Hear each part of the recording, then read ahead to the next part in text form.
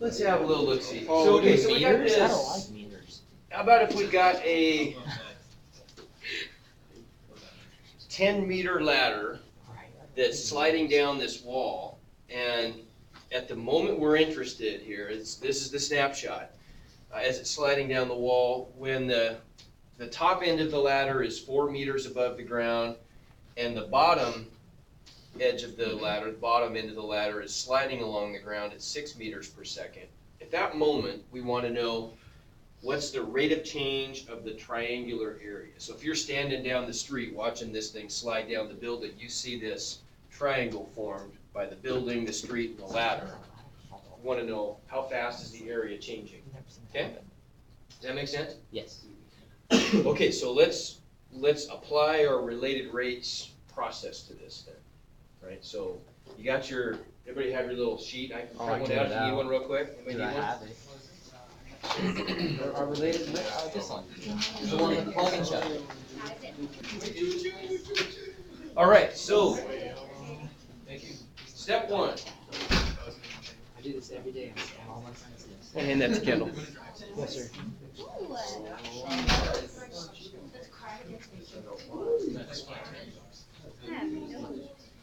Come to Harry Okay, so step one.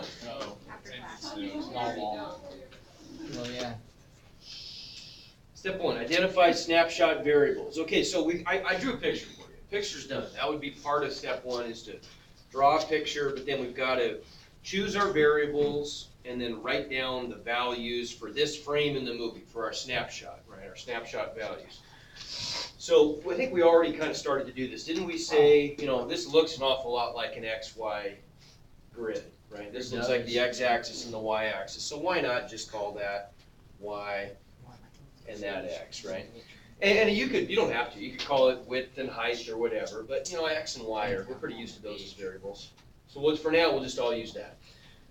Okay, so if those are the variables we've chosen then, what about the 10 meters? Is that a variable? No. No, that's a constant. And here's another just small piece of advice. I think it's a good idea when you're doing related rates problems now, or in the future, optimization problems that we're going to draw pictures very similar to this. If something is a constant, I think it's a good idea to write in the numerical value on your picture, so you see immediately that it's a constant. Sometimes, people want to call this like L for length, for example. And that's fine to do, but then you run the risk of looking at that saying, okay, well, that looks like a variable too. And we have to know when we do the calculus what's a variable and what's a constant. And so if you're just plugging in numerical values for the constants, I think that's a good idea. And really on here, I wrote these in, but normally that wouldn't be the case.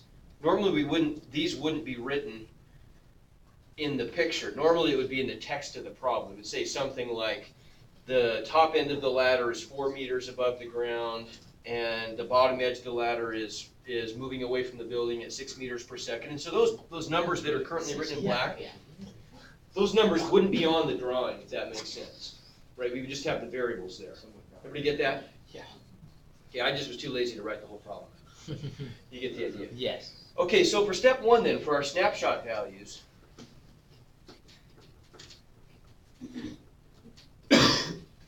snapshot. Yeah. Okay, so what are our values then? What do we know? Change next. Okay, so we know what kind of change in X? What do I call that? X dot. X dot. X dot. The X dt, right? So we know X dot equals 6. And let's go ahead and just, we'll be lazy and let's just suppress the units. What are we measuring length in here? Meters. Meters. What are we measuring time in? Seconds. Okay, so any units that we build from those base units will just be in terms of meters. Areas would be then in terms of what? Meters squared. Yeah, square meters or meters squared.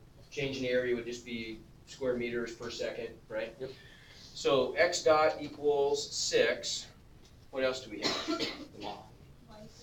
Okay, Y equals 4. And what is it that we're trying to find? A dot. A dot. Okay? So there's step one. Now, we might add to that list, right? We might go back and add stuff to the snapshot list as we make calculations. But for now, that's what we've got. Okay, what's step two? Parent equation. Parent equation.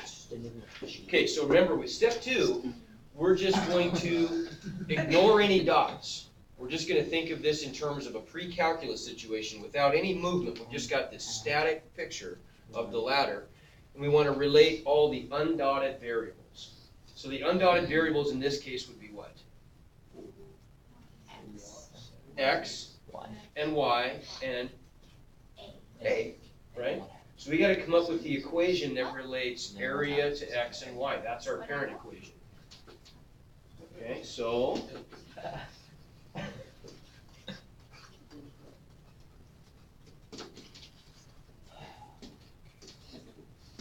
what is our parent equation then? Okay, good. So we get area equals 1/2 XY or XY over 2, however you want to look at it, right? Okay, and now here's where there's gonna be some discussion that we can do. So when we go on, we're trying to find a dot. If we just power through this thing, and we'll actually go through it both ways, because you can do it both ways. But I want you to be able to compare the two methods and kind of see what the benefits and, I mean, there's a lot of room. You probably are getting used to this. In calculus, it's not just about, okay, just plow through it and get an answer. It's about what makes the most sense. What's the method that's going to be the most efficient. So method one then is, well, what's step 3? After parent equation, then we Differentiate. We do the calculus, right? Okay, so now we gotta just differentiate implicitly with respect to t, right? Yeah. Because look, we got dots in here. Dots mean differentiating with respect to time, right? Okay, so we're gonna take this static equation, and now we need to know how it's changing with respect to time. Yeah. We're gonna sort of calculusify it, right? We're gonna make this thing fluid instead of static. So method one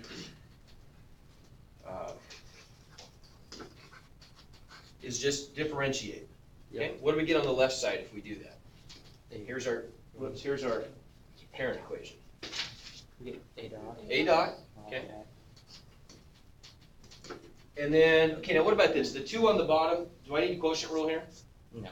No, constant on the bottom just means I'm multiplying by a fraction, right? Yeah. So let's just pull that fraction out front, right? Yeah. So we get 1/2 times the derivative of x times y. Now, how do I differentiate x times y with respect to t? Okay, good. I've got to just follow the rules when I differentiate. So that is, at the outermost level, that is a product, right? Yeah. And so what's the first part of that product rule going to give us, first term? X, y dot, good, Yeah. plus x dot. Okay, that's fine. Now, there are some parts of that, though, because now we kind of get down to the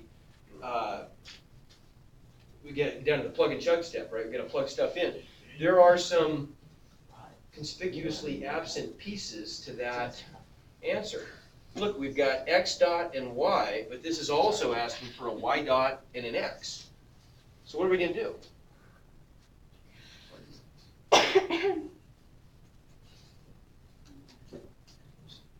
Did everybody see the dilemma there? Right, we don't have, all we have is this we're relatively limited information. Right. So we can plug that stuff in, but we're still gonna have some variables there that are unaccounted for, right? Yes, we will. So what do we need here? Just think about this for a second. What are we gonna need? Any ideas? In fact, take more than a second. Group, just either, if you want to just concentrate on your own for a second, that's fine. You can discuss this with your neighbor. Take 30 seconds or a minute and see if you can come up with an idea. Why not? How about Why not? Pythagorean theorem? So let's just focus on that top part for a second.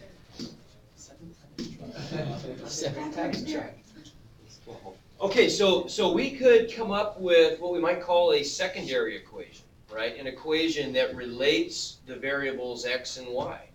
Okay, that's good, because if we can find an equation that relates x and y, that allows us to maybe make some other calculations to fill in some of the blanks here, right? Because we're missing the y dot and the x, aren't we? That we need in our answer. Okay, so based on the Pythagorean theorem, what do we know here? We got a 10 and a 4, 4. 10. Okay, so what? 10 squared minus 4 squared. Ah, okay, good. So we know that x squared plus y squared equals 10 squared, Yeah. right? Yeah. Okay, that's useful. That is useful. Because if we plug in, so we can use this to solve for, we know what y is. We could use this to solve for x, right? Okay, so I don't like x squared plus 4 squared equals 10 squared. So what's that make x? square root of 4. Oops, that's supposed to be a 6, isn't it? I was gonna say, I was like, woohoo. Oh, hang on, did I miss something up here? No. Oh, I picked a bad number. I didn't really want to make that 4. Yeah, no, that's a Okay, filthy number. Let's pretend, I'm gonna make a little change here, because we haven't actually done any calculations yet. I mean, Let's pretend that was a 6. why, they're both 6? Are you gonna change? Yep, I'm gonna change it right here too. They're both 6? And I had that on my notes, I don't know why I wrote 4. I was like, What is it part of? Why is your ladder dude, why is your lateral weird? Oh, yeah. It's like, think about it, it's like sideways like this. To make it a little Is it me? Okay. House is how- So if that's a 6, that makes things a little easier, doesn't Yeah. it? Oh, yeah. Right? Yeah. So, Ron said it's OCD. now what's x? 8, good. And really, algebraically, x is plus or minus 8, but does a negative 8 make sense in the context of a geometric picture like this? Probably No. not. So we can cancel the negative, and we just get 8 for x, right? Okay, that's helpful. So that allows us to fill in one of our blanks. Okay, now we gotta be really careful with how we deal with this other part, though. We have to be careful about lots of stuff, don't we? So x equals 8. What about y dot? Could I find y dot also? Yeah, okay, I could, couldn't I? Because if I go back to this secondary equation right here, the secondary equation relates the variables x and y, doesn't it?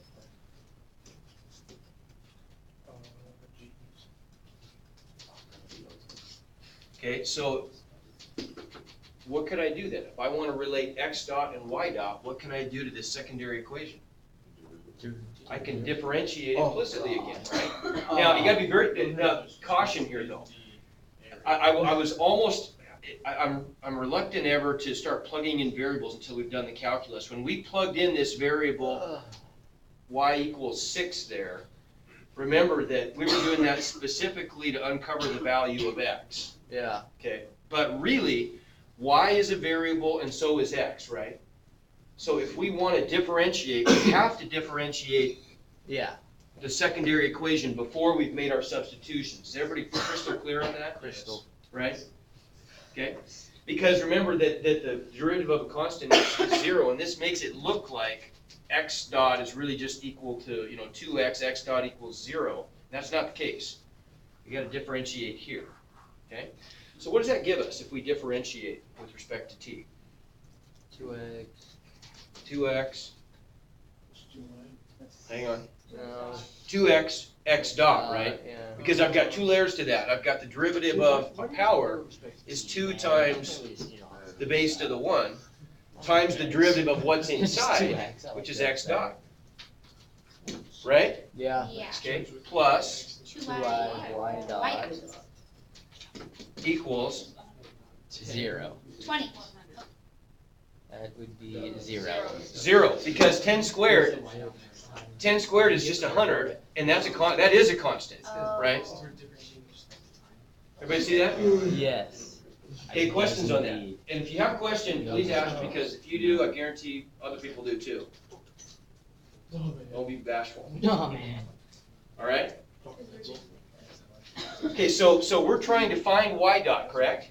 Yes, we are. So if we're trying to isolate y dot here, what do I get? I could really divide both sides by 2. Yeah. Those, right? And so Keep going. y dot equals what?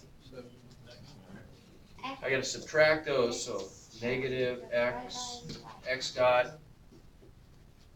All over Divided by y. Oh, that is. Okay, now look at this. We could fill that in, couldn't we? Yes. Because we know we've now added an x up here, and so we have all those ingredients, don't we? Right? We could plug Yeah, in we does. our numbers and we get negative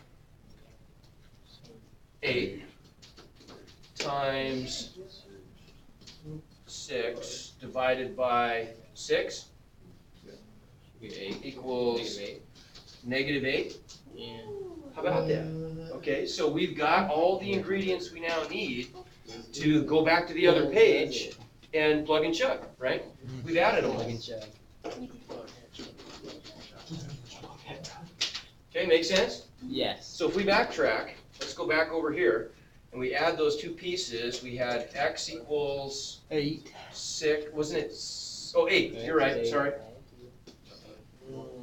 Clutch for the team. And y dot was negative 8. And so now we could plug all that stuff in down here and get an answer. Right? Yeah. Okay? Maybe. Okay, so 1/2 times, I just moved that. What we got here? So 6 times negative 8 Oh, God. plus 6. You better watch me like a hawk here. I'll probably make a mistake. X dot is 6. Oh, x is 8. You're right. See? You're right. I made a mistake.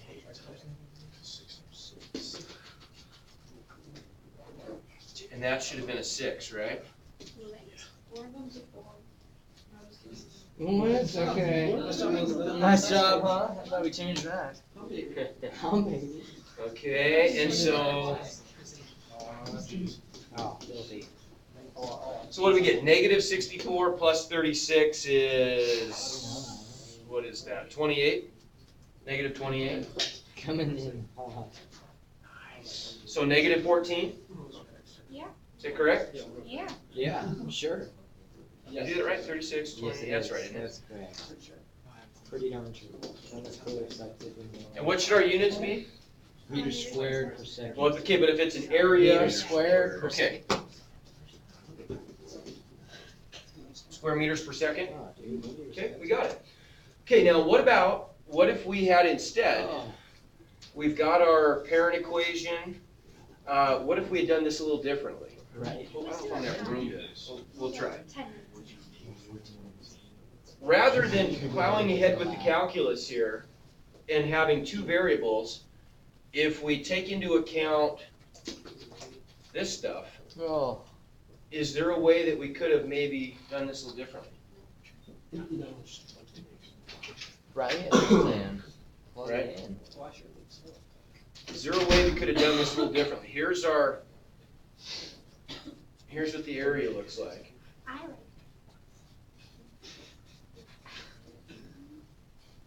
Right? Well, we'll have to- Is there a way that we could have eliminated a variable from the area before we did the calculus? Love it. Kind of just like big. And then does like six. So what about right there? We've got I this like this secondary box. equation that relates the independent variables x and y. Now this, and this may not be a good candidate because it's gonna work out to be kind of a mess anyway, but a lot of times this really helps. Couldn't I take this equation and solve for one variable in terms of the other and substitute? Right? Yeah. So if I do that, let's go back to this other page. Man, this board just isn't quite big enough. Kind of missed the days in the way of. Yeah, it's not bad. Okay, what if we were to arbitrarily solve for x? Doesn't make any difference. What if we were, because what do we have information? We originally had information just about those two things, right? So what if we solved for x and substituted? Okay, we'd end up with x squared equals 100 minus y squared. Yeah. Yeah, it does. Okay? Uh-huh. And so then if I want to solve for x, I just square root both sides. So x equals the square root 10 as well. of 100 minus y squared, plus or minus, but once again, we're only going to take the positive version for a problem like this, right? And so now if I substitute that, there's my boxed substitution equation. If I plug that in right there, look what I get. That's I not get what area equals y times this, that's right? filthy. Not even down. times 1/2. We'll put the 1/2 out front, right? Because now what used to be an x is this square root. Okay, that make sense? Okay, so now the advantage being area is a function of only one variable. And so when we do the calculus, we only have to differentiate with respect to that single variable. Now, it is kind of an ugly derivative, Yeah. because we've got a square root, but it won't always be that way. So this is actually a one where, man, I don't know if it's worth it or not. But what if that hadn't been a square root? Because Oh, yeah. it may not be harder. It may not give you a more difficult derivative to do, but we've only got one variable there. Do you see the benefit? I do. So now when we differentiate, and maybe we won't even, how are we doing for time? Maybe we won't even do the derivative, but you get the idea. When I do this derivative, I'm going to get a dot equals, I'm going to get y's and y dots in my answer, right? Yeah. Okay, let's go back up and look at our paired equations.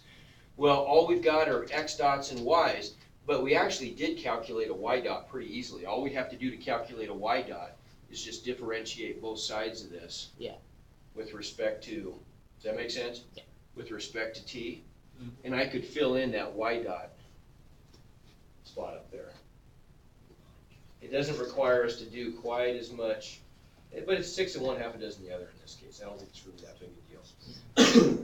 Okay, I just want you to see though that you do have the option here. There's a major league fork in the road when you get to the differentiation part. Do you want to deal with differentiating with respect to different variables? Or do you want to instead take the time and reduce that system to one variable, of two variables down to a single variable, and then just do the calculus of a single variable? Okay, and that's worth giving that a little thought. Both gonna work. Okay, makes sense. There's one. Well, you're gonna see a couple like that. There's one in particular. Well, I won't say anything about it. I'll let you deal with it when you get to it. Okay, questions? I think we're set. Let's go. How much time do we got? 10 minutes. 10 minutes? Oh, wow, is it worth it? Yes. Yes. Okay, it is worth it, I guess. Let's go to 209. So, just have one today.